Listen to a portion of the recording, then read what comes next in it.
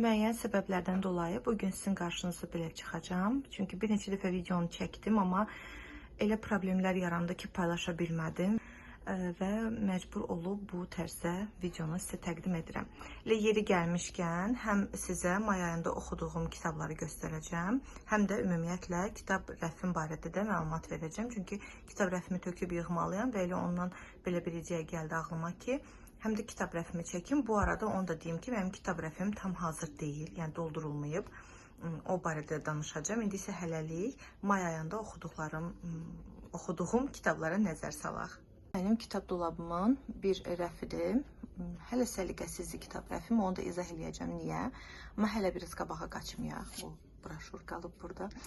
Deməli, mən bu ay, may ayında daha doğrusu oxuduğum kitablardan birincisi Stephen King'in 11-22-63 əsəri oldu. Bu kitabın serialı da var. 8 seriyadan ibarətdir. 1 sezon və 8 seriya. Həmin kitabı, həmin serialı da indi izləyirəm. Bugün artıq son seriyanı izləyəcəm və sonra bu kitab haqqında ətraflı bir məlumatım olacaq, yəni videom olacaq daha doğrusu. Həm serialı qarşılaşdıracağım, həm də kitab haqqında danışacağım. Bircə onu deyə bilərəm ki, Stephen King'in məhz bu əsərindən sonra mən bu yazıçının əsərlərini kolleksiya etmək qərarına gəldim və belə deyim, artıq məndə 5 kitabı var və getdikcə də artıracağım. Çünki bu mənim ən sevdiyim əsərlərdən biri oldu və artıq gördüm ki, özüm üçün kəşf etdim ki, Stephen King insan duyğularını çox gözəl şəkildə təsvir edə bilir. Daha doğrusu çatdıra bilir. Yəni deyim ki, geniş təsvirlər var onun əsərlərində, yox, amma çox gözəl onu, o qorxuları, o duyğuları çatdıra bilir. Kitab haqqında uzun-uzadı danışmaq istəmirəm, çünki bu kitab haqqında ayrıca bir videom olacaq. İkinci oxuduğum kitab isə Arthur Golden'ın Geishanın Xatirələri kitabı oldu. Bu kitab əsasında da film çəkilib, elə eyni adlı filmdir. İllər əvvəl mən o filmi izləmişdim, sonra bu kitabı aldım. İstədim ki, kitabxanamda olsun və may ayında oxudum. Filmi də izləyirəm, onu da izləyim, sonra ətraflı video çəkəcəm. Deyəcəksiniz ki, bu videoda heç bir kitab haqqında ətraflı məlumat vermir, amma nə edim ki, oxuduğum 2 kitabın ikisində filmi və yaxud da serialı var və mən istəyirəm ki, ətraflı orada danışım, spoiler verməyim sizə. Amma indi 2 kitab haqqında bir balaca sujet xəttindən məlumat verəcəm. Bunun adından məlum olduğu kimi, Yaponiya tarixinin çox önəmli bir səhifələrindən olan geyşalardan bəhs edir. Burada 9 yaşlı bir qızın geyşalığa doğru gedən yolundan, həyat yolundan və eləcə də geyşalığı necə öyrənir, o barədə bəhs edir. Maraqlı əsərdir, mən çox sevdim. Bu əsər haqqında danışacağım. Əvvəlcə bunun sujetini də deyim. Burada isə adından artıq bəlli olduğu kimi, bəlkə bir çoxunuz bilirsiniz, bəlkə də çoxunuz bilmirsiniz, Amerikanın sabiq prezidenti Kennedy'nin ölüm tarixidir. Və bu əsərdə hadisələr onun ölümü ilə bağlıdır. Yəni, daha doğrusu necə, mən spoiler vermək istəmirəm deyə ehtiyatla danışıram. İstəmirəm ki, həvəsdən salım sizi. Sadəcə onu bilin ki, bu kitabda bir nəfər keçmişə səyahət eləyir. Tam təsadüf nəticəsində bir portal olduğunu öyrənir və keçmişə səyahət edir. Və həmin tarixə gedir, düşür. Daha sonra nələr baş verir? Keçmişlə onun müasir dövrünü, müasir həyatını nə bağlayır və yaxud onun keçmişə səyahəti indiki həyatına necə təsir edir? Bunlar hamısı bu kitabda var. Mən tövsiyə edirdim ki, oxuyasınız. Bu arada mən bu kitabı alanda demişdim, videoların birində, sosial şəbəkələrin birində izləyicilərdən biri Stephen King'ə müraciət etdi və sual verdi ki, mən sizin yaradıcılığınızla tanış deyiləm. Hansı kitabınızdan başlayım? O da məhz bu kitabı tövsiyə etmişdi. Və kitabın anotasiyasında da onun bu kitabın müəllifin ən yaxşı kitabı olduğu qeyd olunur ki, mən onun bütün kitablarını oxumamışam, amma ən yaxşı kitablardan biri olması ilə bağlı mən düşünürəm ki, razıyam. Və bu kitab haqqında nə deyəcəkdim sizə? Deməli, burada Geishanın adı Sayuri olur. O, onun Geisha adıdır. Amma öz adı isə Chio olur. Lakin müəllif, burada daha doğrusu həmin Geisha bu olmuş hadisədir. Bir Geishanın həyatından bəhs edir. real bir geyşanın. Lakin həmin geyşa, yəni Sayuri bu hadisələrlə razılaşmır və ona görə də özünün bir kitabını yazır. Hazırda məndə həmin kitab ingilis dilindədir. Mənim ingilis dilim rus dili qədər yaxşı deyil. Ona görə də ingilis dilində çox yavaş oxuyuram. Hələ bu kitaba başlamamışam. Amma başlayacağam, oxuyacağam və bilirsiniz məndə maraqlıdır. Burada bir məqam var. Mən əslində heç kimi heç vaxt qınamıram. Çünki həyat bizə nə kimi sürprizlər hazırlayır biz bilmirik. Heç vaxt deyə bilmərəm deyə düşünürəm. Yəni ehtiyat edirəm, deyim ki, mən bunu etmərəm və ya etməzdim. Burada elə bir hadisə olur ki, baş qəhrəman, yəni Sayuri elə bir hərəkət eləyir ki, qınanılası hərəkət eləyir və bunu müəllif bütün çılpaqlığı ilə təsvir edir. O, belə deyim, o addıma hazırlaşmağını, o addımı icra etməyini filan və mənə çox maraqlıdır ki, əsl Sayuri özü həmin hadisəni burada təsvir edibmi? Bax, mənə sırf o maraqlıdır. Çünki, belə deyim, mənfi bir hərəkətdir və bunu hər insan etiraf etməz. Cürət etməz etiraf etməyə, amma artıq həyatını yaşamış, belə deyim, bu, səhv etmirəmsə, bu kitabı ahıl yaşlarında yazıb.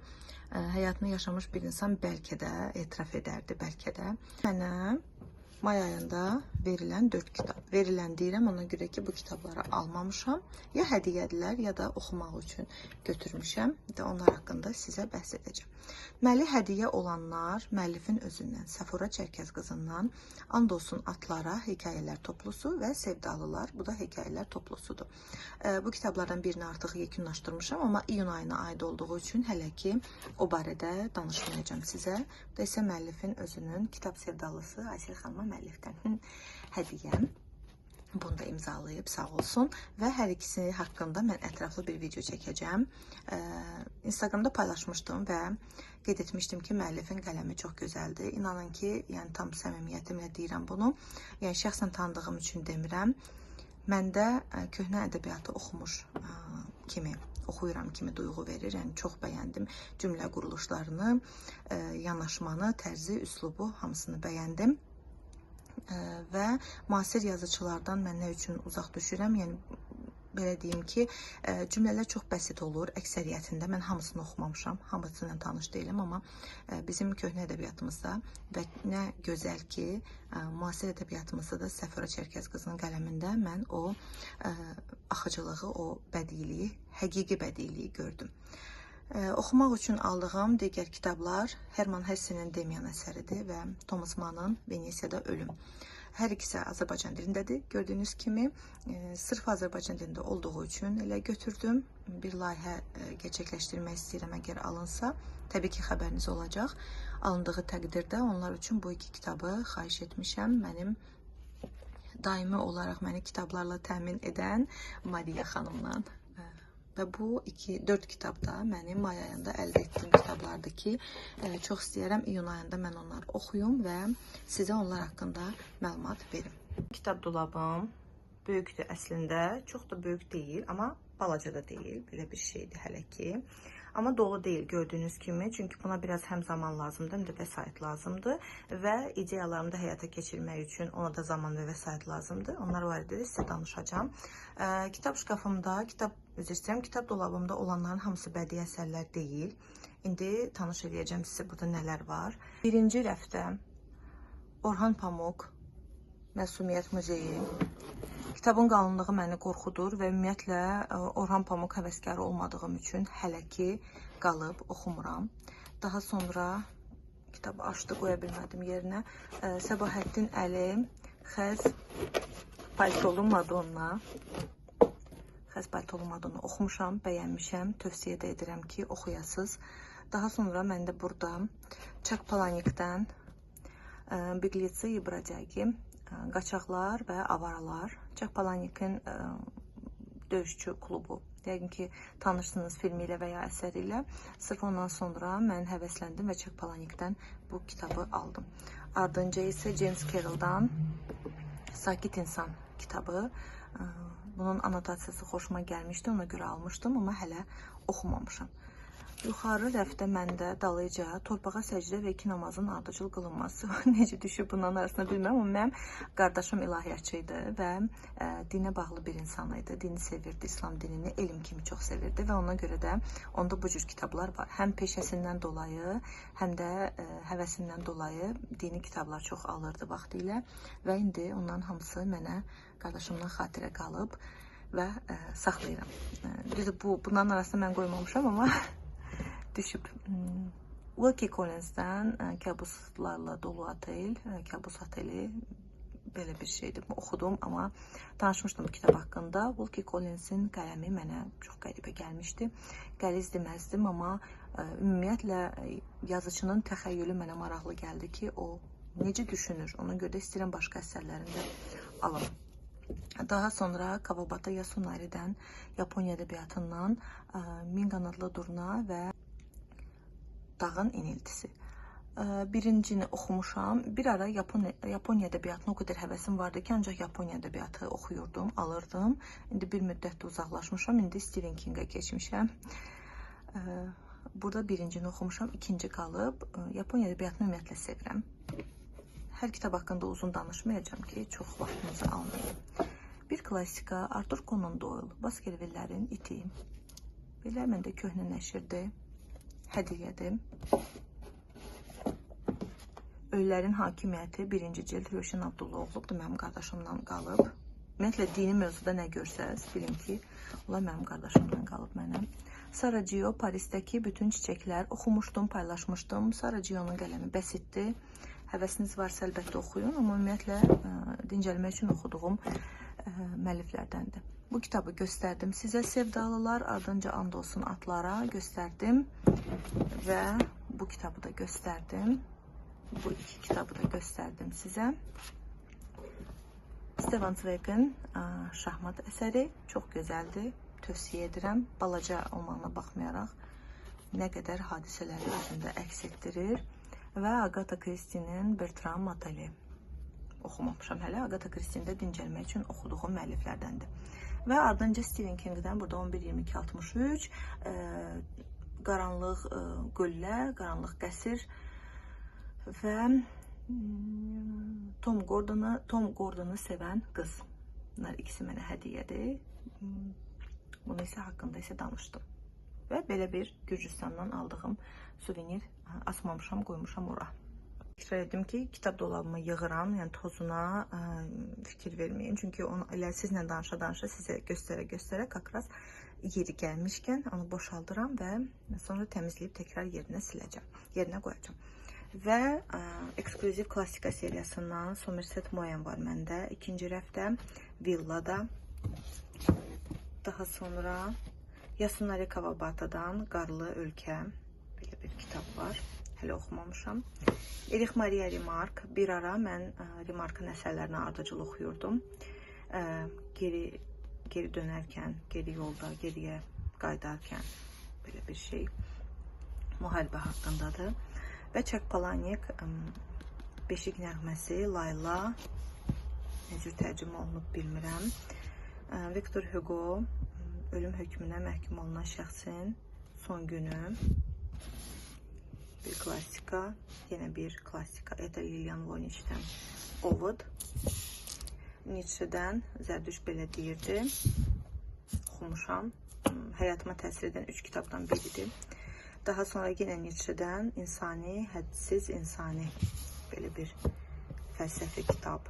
Sigmund Freud'dən Mən və O. Oxumamışam hələ bu ikisini. Qəşəng dost, Maupassant. Stefan Zweig oxumuşam, hekayələr toplusudur. Təsvirlər çoxdur, duyğuların təsvirləri çoxdur və adından göründüyü kimi müxtəlif duyğular yer alıb bu kitabda. Yenə Remarque'dan Zəfər Tağı. Kitab haqqında danışdım videonun əvvəlində. Geyşanın xatirələri. Stephen King, Ölü ərazi. Yəqin ki, elə tərcümə olunub Azərbaycan dilinə, bilməm, varmı, yoxmu? Ümumiyyətlə, Stephen King'in kitabları Azərbaycan dilində varsa, mənə rəylərdə bildirin. Çünki özümə də maraqlıdır. Kolleksiya edirəmsə, istəyərəm ki, Azərbaycan dilində də olsun məndə. Daha sonra Harperli Bülbülü öldürmək. Gözəl əsərdir. Emily Bronte'dən İldırımlı Aşırım. Yəqin ki, elə gedir. Tərcümə ilə bağlı biraz problemlərim ola bilər. Çünki ola bilər ki, kitab bu cür tərcümə olunmasın. Mən sinxron tərcümə etmiş ola bilərəm, yanlış tərcümə etmiş ola bilərəm. Azərbaycan dilinə tamamilə fərqli tərcümə olunmuş ola bilər. Ona görə də mən sadəcə üstündə necə yazılıbsa o cürdə deyirəm. Və Üç yoldaş çox sevdiyim əsərlərdən biri. Gördüyünüz kimi burada məndə remark daha çoxdur digərlərlə müqayisədə və bir də neçə var 2 ədəd. Ekskluziv klassika seriyasını çox sevirəm. Bu seriyaya da bir ara çox ciddi həvəs göstərdim. Sonra başqa seriyalara həvəs göstərməyə başladım, amma indi yenidən ona qayıtmışam. Tipik əkizlər bürcü, nə istədiyimi özüm də bilmirəm. Aşağı rəfdə isə məndə belə bir suvenirlər var. Burada göstərmədim sizə, belə bir qızımın da oraya yerləşdirmişəm. Burada da bunlar mənə qardaşımın böyük oğlundan hədiyyədir. Əslində hədiyyə deyil, özüm almışdım, amma məcbur olub vermişdi, sağ olsun.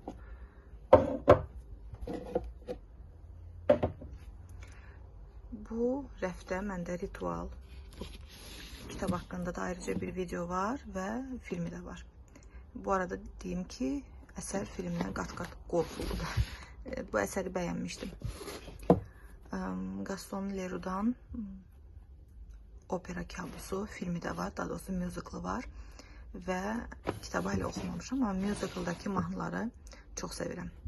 Hətta bəzən belə deyim, vaxtım olanda təkrar qoşub dinlədiyim musiqilərdən biri də məhz bu musicaldakı musiqilərdir. Emma Scott'dan 2 kitab var məndə burada, hər ikisini oxumuşam. Emma Scott, yəni bu xoşuma gəlmişdi deyə bunu da almışdım.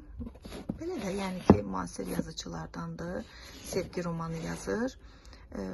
Müasirlərlə müqayisə eləyəndə qələmi bir qədər, belə deyim, kitab əhli olduğunu göstərir, yanılmıramsa. Mənə elə gəlir ki, kitab oxuyan müəlliflərdəndir, amma güclü qələmi varmı? Bax, onu artıq iddia edə bilmərəm. Yenə Hugo'dan məndə 93-cü il kitabı oxumamışam hələ bunu.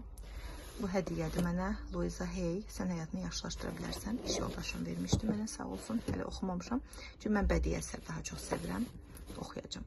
Və Kiplingdən hekayələr, nağıllar, şeirlər oxuyacağım, planlaşdırıram.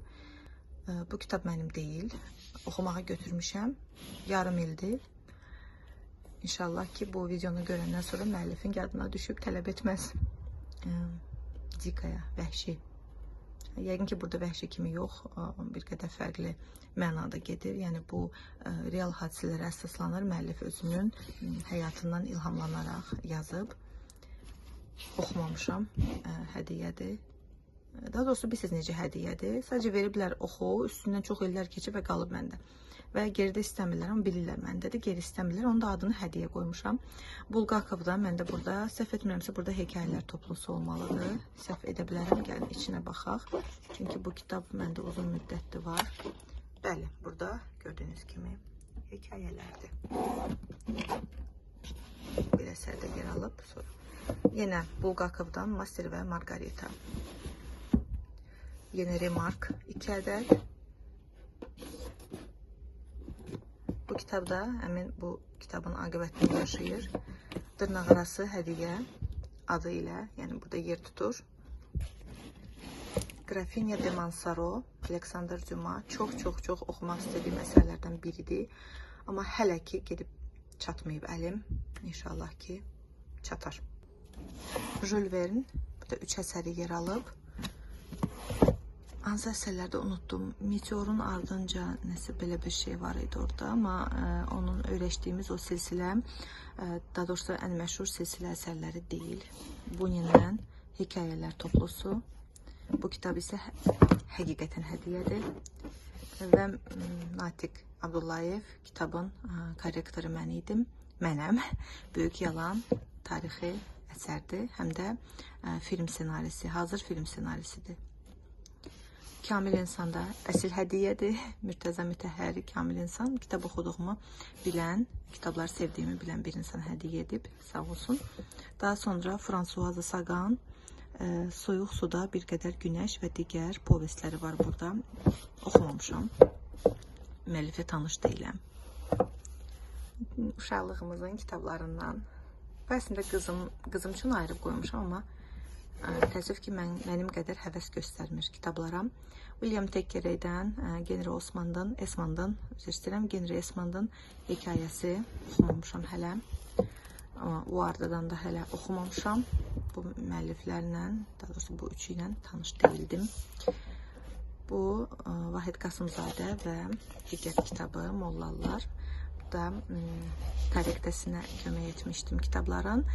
Hədiyyə veriblər mənə, sağ olsunlar. Və 2 ədəd Harry Potter var məndə. Burada fəlsəfə daşı, Harry Potter və fəlsəfə daşı, Harry Potter və gizli otaq.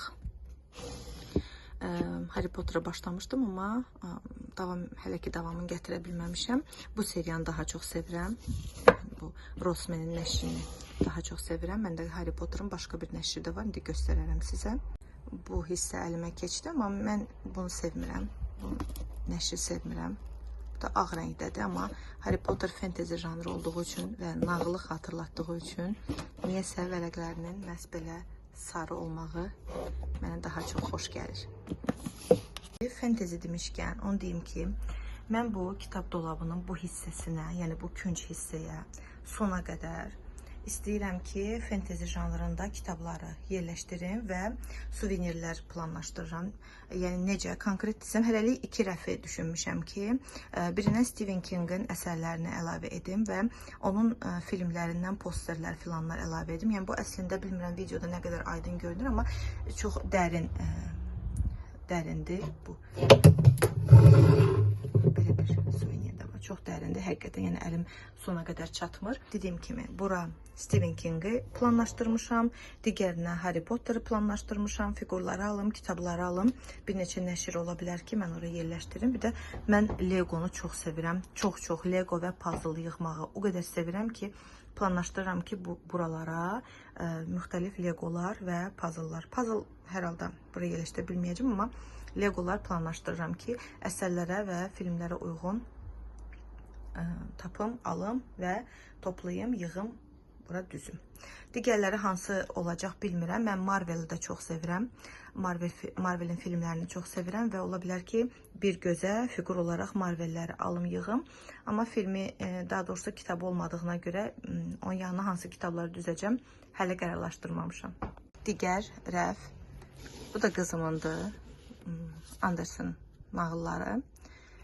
Çox qəşəng kitabdır. Bu kitabı deməli mən çantamda daşıyırdım. Qızımla harasa gedəndə onu oxumaq üçün. Bir dəfə qızımın çayı bu kitabın üstünə dağıldı. İnanın ki, çaydan çox mənə kitabın məhv olmağı, yəni çayın dağılmağı, termosun sınmağı heç nə vecimə deyildi. Amma bu kitaba xələl gəlməyi mənə o qədər təsir etdi ki, ağlamışdım. Amma çox şükür Allaha ki, düşündüyüm qədər də zərər görmədi. Amma yenə də ideal vəziyyətdə deyil. Halbuki kitabı mən çox gözəl saxlamağı sevirəm.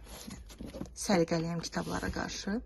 Yenicə stiker yapışdırmağı öyrənmişəm. O da məcburiyyətdən dolayı ki, paylaşmaq üçün bəzi detalları itirməyim. Çünki hər dəfə qeyd edə bilmirəm. Əlimin altında kağız, qələm olmaya bilir. Amma stikerlər çox az yer tutduğu üçün, yəni üzərimdə və kitabın arasında gəzdirə bilirəm. Qürur və qərəz düşünürəm ki, kitabxana deyildisə, yəni orada olmazsa olmazlardan biridir. Məndə bu nəşirdir. Bu da bir nəfərdən qalıb mənə. Daha sonra Baskulaxa Bakixanovun Gülüstani İrəm, amma rus dilində. Mən bu kitab mənə hardan? Çox güman bu da qardaşımdandır. Heç xatırlamıram. Sonra İlyas Əfəndiyev Sarı Köynək və Valehin nağılı kitab tozlanıb, əsl, yəni həqiqətən çox pis tozlanıb və indi onların hamısını təmizləyəcəm. Jane Austen'dən Emma. Emma insanı ən çox qıcıqlandıran ədəbi qəhrəmanlardan biridir. Bu kitabı kimə tövsiyə etmişəmsə sonra mənə danlayıb. Belə bir insanla onu tanış etdiyim üçün, amma mən Emma'nı sevirəm. Sadəcə, yəni bu insan biraz başqalarının işinə çox qarışır. Markesin 100 ilin tənhalığı. Jane Eyre. Mənim rus dilində oxuduğum, ilk dəfə rus dilində oxuduğum ən böyük əsər. Ona görə də bu əsərin mənim üçün xüsusi bir yeri var. Mənim həyatımda və təbii olaraq kitabxanamda da mütləq olmalı idi. Rus dilində oxumuşdum. Dünya ədəbiyyatı ilə tanışdığım. Əslində bu əsərlə başladı desəm yalan olar, amma oxuduğum ilk qəliz mənim üçün, yaşıma görə təbii ki, 11-12 yaşım var idi. İlk qəliz və ilk böyük əsər idi. Birincisi əslində Orxan Kəmalın Yad qız əsəri idi. Amma mən o zaman Orxan Kəmalı Azərbaycan dilində oxumuşdum və 10 yaşım var idi. Orxan adı, Kəmal adı və əsərdəki qəhrəmanların adı Nazan, Haldun, Məsər. Mən elə bilirəm ki, onlar Azərbaycanlıdır. Uşaq idim, 10 yaşım vardı və yaşıma uyğun olmayan bir kitab idi, amma əlimə o keçmişdi. Daha sonra Marko Zuzak'dan Kitab Ordusu. Filmi də var. Bu haqda ayrıca danışmışam. Səhv xatırlamıramsa. Danışmışam. Yəni, qəşəngdir. Oxuyuz. Həqiqətən çox gözəl əsərdir. Aldada bilməzsən Seyfəddin Dağlı. Seyfəddin Dağlı ilə tanışdığım Şirin Duz əsəri ilə olmuşdu. Mən orta məktəbdə oxuyanda Azərbaycan ədəbiyyatından bir çox yazıçını oxumuşam. Seyfəddin Dağlı da onlardan biri idi. Aldada bilməzsəni oxumamışam, amma Şirin Duz əsəri çox gözəldir.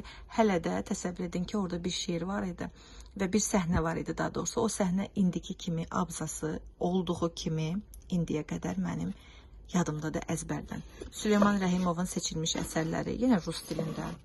Yəni, mən Azərbaycan ədəbiyyatını rus dilində oxumuram. Bu kitablar niyə məndə rus dilində var, mən açığını desəm bilmirəm. Sevdiyin insandan son məktub, Jojo Moyes. Dövr var idi ki, mən Jojo Moyes'in ardıcıl oxuyurdum əsərlərini və çox əsərlərini oxumuşam onun. Hətta indi soruşsaz, xatırlamayacaq qədər çox əsərini oxumuşam.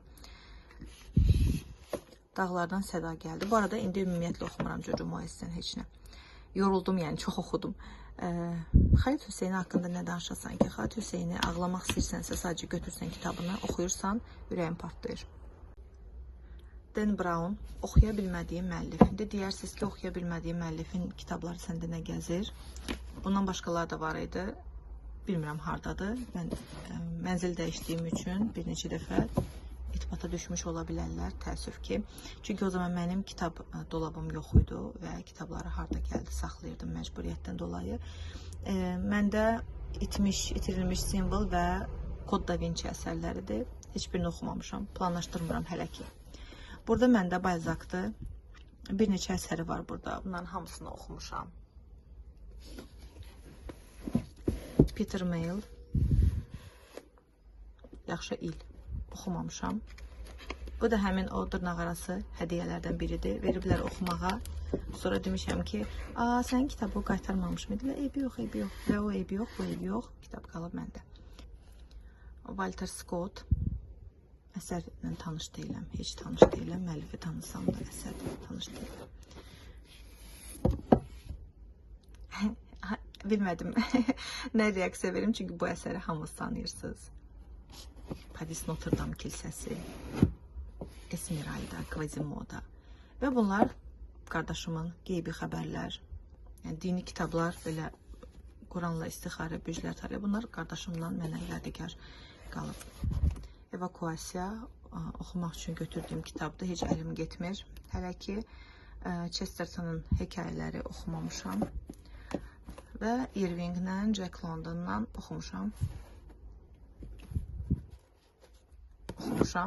Agatha Christie'dən də çox əsər oxumuşam. Bunu oxumamışam hələ. UNESCO ilə tanışam, ancaq məhz bunu oxumamışam. Məhərrəm Əlizadə Gözəlliyi axtarım. Kiril əlifbası ilə kitabları o qədər sevirəm. Mən Kiril əlifbasını 5 yaşım olanda öyrənmişdim özüm. Valideynimin dediyinə görə televiziyada o vaxtda bir veriliş gedirmiş, hərfləri öyrədirlərmiş. 92-ci ildə mən artıq 5 yaşım olanda bu kitabları, daha doğrusu bu əlifbanı, Kiril əlifbasını özüm müstəqil şəkildə öyrənmişəm. 93-cü ildə 6 yaşımda məktəbə gedəndə isə Latın əlifbası ilə tanış olmuşam. Kamran Nəzirli, Ağ Ev. Əslində bu kitabı tərcümə edən, rus dilinə tərcümə edən müəllif Cavid Abbasov, bunu mənə Mədəniyyət və İncəsənət arasında gördüyüm əziz bacım Ayselə. Çünki mən İncəsənət Universitetini bitirmişəm və o zaman teatrşünas olmaq istirdim. Cavid bunu bilirdi, ona görə də belə bir söz yazmışdı. Mirbəhram Əzimbəyli ilə biz Gənc Ədəblər Məktəbində tanış olmuşduq. O zaman bu kitabı mənə hədiyyə etmişdi. Hələ də saxlayıram təbii olaraq. Həm kitab olduğu üçün, həm də xatirə olduğu üçün. Və çox gözəl şeirlər var burada. Hər könül bətnində bir misra yaşar. Bu da müəllif mənə hədiyyə edib.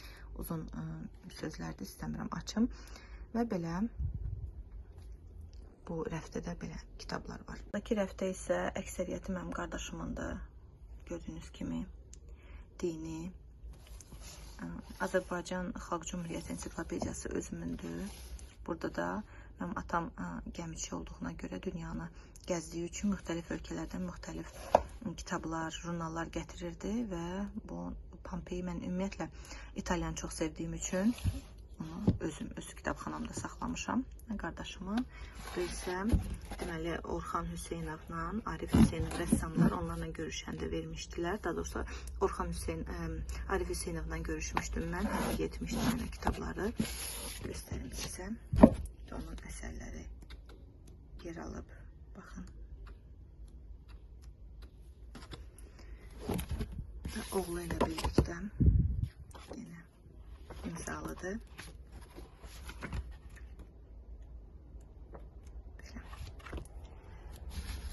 Barat Şekinskaya İlham Rəhimlinin kitabıdır. İlham Rəhimli mənim müəllimim idi. Ümumiyyətlə mən Cəsənt Universitetində çox gözəl tələbəlik keçirmişəm. Onu da deyim. Artıq yəni imzalı kitablardan filanlardan gördüyünüz, başa düşdüyünüz kimi çox aktiv tələbəlik həyatım olub. Akademik Milli Dram Teatrının ensiklopediyası 2 cild. Hamısını, tozlarını almalıyam. Burada isə yenə Akademik Dram Teatrı haqqında belə bir kitab və Şuşa haqqında kitabdır. Digər rəflərdə isə kitab yoxdur. Bu balaca qızım bunu eləyib. Rəfin birini ona vermişəm. Hələlik 3 kitabını yığıb ora və belə buralarda kitab yoxdur gördüyünüz kimi. Burada hələlik müvəqqəti olaraq Sovet ensiklopediyasını yerləşdirmişəm. Cəmi 4 cildi var məndə. Bu kitabı atırdılar. Bu kitabları mən oradan götürdüm. Yəni sadəcə çıxardıb qoymuşdular yolun kənarına ki, bunlar atılsın. Atan adamı tanıyıram bu arada. Yəni elə ona görə də, yəni kitab olduğunu bildiyim üçün də yaxınlaşdım və seçdim, götürdüm. Bu 4 kitabı götürmüşəm və bir neçə daha kitablar götürmüşəm. İndi rəfləri göstərəndə onları da sizə təqdim edəcəm. Digər tərəfdə, yəni baxın belə bu tərəfdə məndə jurnallar var və kitablar, bu ingilis dilində, rus dilində, Azərbaycan dilində tərcümə. İlham Rəhimli seçilmiş məqalələr, İlham Rəhimli Qızıl Qələm mükafatı alıb və təsəvvür edə bilərsiniz ki, burada necə gözəl hekayələr var məşhur insanların həyatından. Yəni sevə-sevə oxuduğum kitablardan, dönə-dönə hətta oxuduğum kitablardan biridir. Bu da isə mən bu seriyaya abunə idim. Jurnallara abunə olmağı sevirdim əvvəllər. İndi vaxtım yoxdur jurnal vərəqləməyə, təəssüf ki. Kitaba güclə zaman tapıram və o vaxtı hamısı yəni gəlirdi, alırdım. Digər rəfdə məndə, bunlar mənim valideynimin, anamın mənə hədiyyəsidir. Yəni bu kitabları hamısını ana mənə hədiyyə eləyib. Eyni seriyada gördüyünüz kimi. Şərq-Qərb nəşriyyatıdır, səhv etmirəmsə. Yəni burada məndə Cabir Novruzun şeirlər kitabıdır. 19-cu əsr Azərbaycan antologiyası, Azərbaycan şeiri antologiyası. Yenə, yəni gördüyünüz kimi burada klassik ədəbiyyatdan seçmələr, 3 cild, Məhəmməd Füzuli, Osman Sarıvəlli, Müşfiq, Əsatirlər, rəvayətlər, əfsanələr. Məhəmməd Füzuli yenə var, cilddir. Necə ayrı qoymuşam mən, diqqətsiz yetmişəm. Məmməd Araz, Nüsrət Kəsimənli, poeziyanı çox sevirəm bu arada. Valideyn də bunu bilir, təbii olaraq və ona görə mənə şeirlər hədiyyə edib. Zəlimxan Yaqub, Səlimxan. Bunlar, bu kitablar məndə çox-çoxdandır. Yəni, neçənci ildən də Allah birinə baxaq, Cəfər Cabbarlı. Bunların hamısını da oxumuşam. Çünki o zaman kitab əldə etmək indiki qədər asan deyildi. Bu arada onu da deyim. Yəni, indi maşallah iri kitab mağazaları filan var. Bəli, bunlar artıq 20 ildir ki, məndə var. Bunlar nəşrdən çıxanda.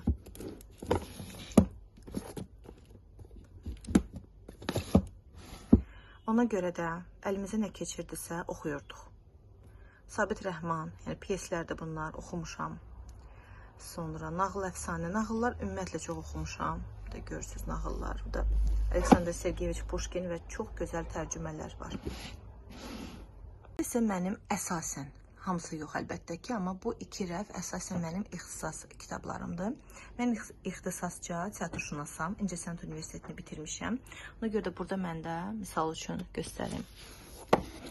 Amalia Pənahova haqqında kitabdır. Bu ingilis dilində kitabdır. Bu da Amalia Pənahovadır. Niyə bu kitabda məndə 2 dənədir? Biri burada, biri burada, bilmirəm. 100% birini kiməsə necə deyim, ifadəni kobud alınmasın. Yəni verməmişəm, qaytarmamışam sadəcə. Teatr sənətimiz dünən bugün sabah Ədalət Vəliyev. Bunlar əksəriyyəti Vaqif Bəhmənli şeirlər kitabı. Atılan kitablardan biri bu idi. Məmməd Əmin Rəsulzadə götürdüm. Digəri bu idi. Füzulinin Həqiqəti Süada əsəri. Daha sonra hansı atılırdı? Bunları götürmüşəm yəni ki. Sonra bunlar öz ixtisas kitablarımda. Faiq Zöhrəbov, Afıq Bəşir qızı haqqında, kino nəzəriyyəsi, Leyla Bədirbəyli özünün xatirələri, yenə Vaqif Bəhmənli, müəllifin özü ilə Gənc Ədəblər Məktəbində görüş zamanı əldə etmişdim. Bu 100 Velikih seriyasındandır. 100 Velikih 100 dahi, 100 görkəmli daha doğrusu. 100 görkəmli nə isə belə bir seriya var idi. Məndə isə 100 görkəmli teatrlardır. Dünyanın 100 görkəmli teatrları. 100 Velikih teatr mira ixtisasımla əlaqədar almışdım. Çingiz Abdullayev oxumuram. Vaxtı ikən çox oxumuşam, indi oxumuram. Bunlar mənim ixtisas fən kitablarımdır. Bu isə yox. Yenə qardaşımdan qalıb. Dini kitablar hamısı. Yenə Amalia Pənahova. Bu arada Amalia Pənahovanın kitabları məndə imzalıdır əslində. Sonra bədii əsərlər var burada. Mark Levidən, Vasilyevdən. Azərbaycan Dram Teatrı ən sevdiyim ixtisas kitablarından biri idi. İlham Rəhimli, mənim müəllimim, 7 sənət aşıqı. Atababa İsmayıloğlu, Lətifələr, o da mənim müəllimim idi. Kitab mənə hardan bilmirəm. İnşa toplusu və Edgar Allan Poe. Yuxarıda isə ən sevdiyim kitablardan biri John Fowle'un kolleksiyaçı. Görürsünüz necə səliqəsiz formada düzülüb, bədii əsərlə, teatr, dini filan qarışıb bir-birinə. Bunların hamısını yığmalıyam. Səfirlərin yalnız məndə təəssüf ki bu cildi var, amma köhnə nəşri olduğu üçün çox sevirəm bu nəşri. Təəssüf ki başqa cildləri məndə yoxdur. Sonra İbrahim İsfahanlı aktyor. O haqda. Çıqıran Gülüşlər, yəni Nizaməddin Şəmsizadənin kitabıdır. Cəfər Cəfərovanın İsmail Hidayətzadə haqqında kitabı. Bu kitab haqqında, yəni nə qədər danışsam, daha doğrusu bu insan haqqında, Elman Mustafayev. Bu insanla mənim tanışdığım tələbə vaxtı oldu. Qız Qalasının yanında kitab mağazası işlədirdi, çox münasib qiymətə. Tələbə vaxtı həmişə oraya gedirdik və mən 2014-cü ildə, yəni artıq universiteti çoxdan bitirmişdim. 5 il idi bitirmişdim universiteti, amma hələ də gedirdim və bu bizim son görüşümüz oldu. Kitabını hədiyyə etdi mənə. Son görüşümüz oldu və ondan 5 il sonra mənim qardaşım rəhmətə gedən ərəfədə öyrəndim ki, 2 gün onlar fərqlə rəhmətə gediblər. Yəni çox təsirlənmişdim. Kitabı xatirə olaraq saxlayıram. Çünki Elman Mustafayevin həqiqətən də mənim həyatım boyu tanıdığım ən ziyalı, savadlı, dünya görüşdü və ümumiyyətlə, necə deyim, xoş aurası olan insanlardan biridir. Azərbaycan ədəbiyyatı inciləri, burada dram əsərləri var. Bunların hamısını oxumuşam. Həm ixtisasımdan dolayı, həm də sevdiyim üçün. Ümumiyyətlə, dram əsərləri çox sevirdim. Çox maraqlıdır ki, dram əsəri hər adam oxuya bilmir, amma mən məktəb vaxtı dram əsərləri çox oxuyurdum. Sevirdim, onu təsəvvür etməyi sevirdim ki, yəni bu qəhrəman necə daxil olur, o qəhrəman necə daxil olur və elə nəticədə də gəlib sonra teatrşünası oldum. Çox maraqlı olurdu mənə, özümü səhnələşdirməyi sevirdim xəyalımdakı. Dram əsərləri bilirsiniz də necə yazılır, yəni qəhrəmanın adı yazılır, qarşısında isə onun deyəcəyi söz yazılır və mən onu təsəvvür etməyi sevirdim ki, baxın, məsəl üçün, Cahangir bəy, bayaq dedim, Kotan nə bilir filan, sonra ardınca Fərhad deyir, ardınca Məhərrəm deyir, yəni belə bir şey və mən onu təsəvvür edirdim xəyalımda ki, o hansı tonda onu deyir, hardan daxil olur səhnəyə filan və nəticədə görün ki, gəldim, teatrşünası oldum. Mart Bənövşələr Saracığı, bunu oxumuşam, unutmuşam. Ona görə də götürdüm, xahiş etdim, verdilər və onu oxuyub qaytaracağım, təkrarlamaq istəyirəm. İxtisas kitabı Tiflis Azərbaycan Teatrı, burada isə İrəvan Azərbaycan Teatrı, burada Azərbaycanski Teatr var mini, bu İrəvan, bu Nəsrəddin Lətifələri qardaşımdan qalıb, Sidney Sheldon, detektivdir. İsrafil müəllimin yeni teatra aid kitabı, Nəbi Xəzri şeirlər kitabı. Bu ümumiyyətlə bizdə alman dili oxuyan olmayıb. Bu hardan düşüb bilmirəm. Mənim qardaşımda bir xasiyyət vardı. Qardaşım o qədər kitab sevirdi ki, yəni o kitabı sevirdi, kitab anlayışını çox sevirdi. Ona görə də əlinə nə düşsə o kitabları səliqə ilə də saxlayırdı. Və çox güman ki, bunu kimsə atmağa istəyib, götürüb saxlayıb. Çünki bizim ailədə ümumiyyətlə alman dilinə heç zaman, yəni nə həvəs olub, nə də kimsə öyrənib də. İngilis dili olsa, rus dili olsa deyərdim ki, hə, inandırıcıdır, amma alman dili çox özü bu kitabdan 2 dənə idi. Birini mən hədiyyə etdim alman dili öyrənən bir insana. Burada isə yalnız 2-ci cild var. Yəni əminəm, qardaşımın xasiyyətini bildiyim üçün əminəm ki, o sadəcə yəni atılmasın deyə götürüb. Azərbaycan teatr tarixi mənim ixtisas kitabım. 4 il bakalavr, 2 ildə magistratura dövründə əlimdən düşməyən kitab. Amma baxın necə səliqəli saxlamışam. Heç elə bil ki, bu kitab oxunmayıb. Amma oxunub, çünki yaxşı oxuyan tələbə olmuşam. Adıgözəl Məmmədov, Kremldəki Türk agenti Beriya, belə bir kitabdır. Mənim qardaşımın kitabıdır. Tarixi araşdırmağı sevirdi. Alimlərin nəzərində İslam Peyğəmbərinin siması qardaşımın bu kitab atılırdı. Müşfiqli günlərim, Dilbər xanımın xatirələri qoymadım atılsın. Mehdi Məmmədov bizim gözəl aktyorumuz, həm də teatrşünas tanıyacaqsınız. Onun kitabıdır. Teatr dramaturgiya i современность. Teatr dramaturgiya və müasirlik. Telli Pənah qızının ixtisas kitabımdır. Bələdiyyə teatrının aktyoru, direktoru. Bu isə mənim öz kitabım. Sərt üz qabığına müəllim bizə hədiyyə etmişdi. Digərləri isə yəni bizim özümüzün nəşr etdiyimiz müsahibələrimiz əsasında hazırlanan kitabdır. Tələbə ikən 2007-ci ildə mən Siyavuş Aslandan müsahibə götürmüşdüm. Və o da kitab formasında çıxıb və Siyavuş Aslan özü imzalamışdı. Gələcəyə ümiddə addımla, heç kimdən qorxma. Tarixi özüm yazdım, imzalan günü yazmışdım. Aprelin 18-i 2007. İsə mənim əsasən, hamısı yox əlbəttə ki, amma bu 2 rəf əsasən mənim ixtisas kitablarımdır. Mən ixtisasca teatrşünasam, İncəsənət Universitetini bitirmişəm. Ona görə də burada məndə misal üçün göstərim. Amaliya Pənahova haqqında kitabdır. Bu ingilisində kitabdır. Bu da Amaliya Pənahavadır. Niyə bu kitabda məndə 2 dənədir? Biri burada, biri burada, bilmirəm. Sonra bu nəsə öz ixtisas kitablarımdır. Faiq Zöhrəbov, Afıq Bəşir qızı haqqında. Kino nəzəriyyəsi. Leyla Bədirbəyli özünün xatirələri.